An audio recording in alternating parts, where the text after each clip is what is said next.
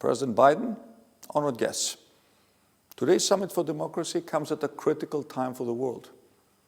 If we are to strengthen democracy, then we must also face down the continued threat posed not just by authoritarianism, but by populism too. In recent years, Greece, the birthplace of democracy, has experienced firsthand the divisive politics, failed promises, and empty rhetoric of both far-left and far-right populism, and has rejected both. After a decade of economic crisis, Greeks understood the need for real change, backing a reform agenda that was patriotic rather than nationalistic.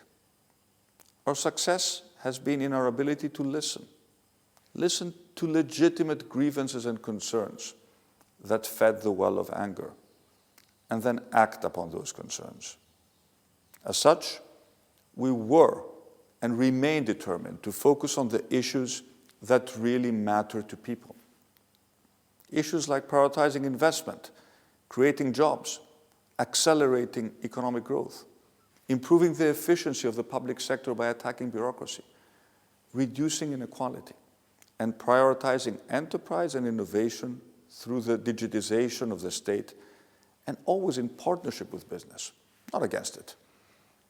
For 2.5 years now, we have worked tirelessly to repay people's faith and deliver the benefits of a stable, future-facing administration. And we did not let the pandemic get in the way of our change agenda, front-loading our political program with over 170 new reforms. We have been guided by two principal aims: to root out the corruption that feeds populism and breeds resentment, and to recast the economic foundations of a new dynamic Greece, a Greece 2.0, driving unprecedented inward investment, public-private partnership, record employment, and most importantly, a revolution in digital and in the green energy sector. Because at its most basic, a democracy that works for the people is one rooted in the economic certainty and financial security of the progressive center ground, not in the extremes of the left and the right. The creation of gov.gr, a one-stop digital hub, has been a crucial driver of our success.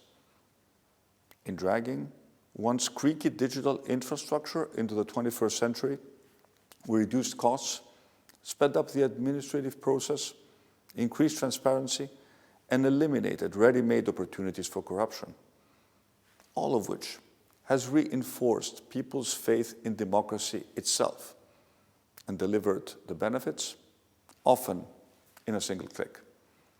Ultimately, I believe Greece rejected populism because people recognized there is an alternative founded on pragmatic policies that deliver not just recovery, but long-term sustainable and just growth that people can see and feel. This year, growth in Greece is forecast to be around 7%, and we are just as upbeat about the years ahead. This is democracy focused on delivering tangible benefits through economic competency. Ladies and gentlemen, as the first European nation to experiment with populism, and the first to then reject it, we must remain vigilant. If we are to embrace the path of peace, progress, and prosperity, we must be alive to the risks of complacency and continue to listen carefully to the voice of the people. After all, the word itself, democracy, from the Greek demos and kratos, means the people's strength or power.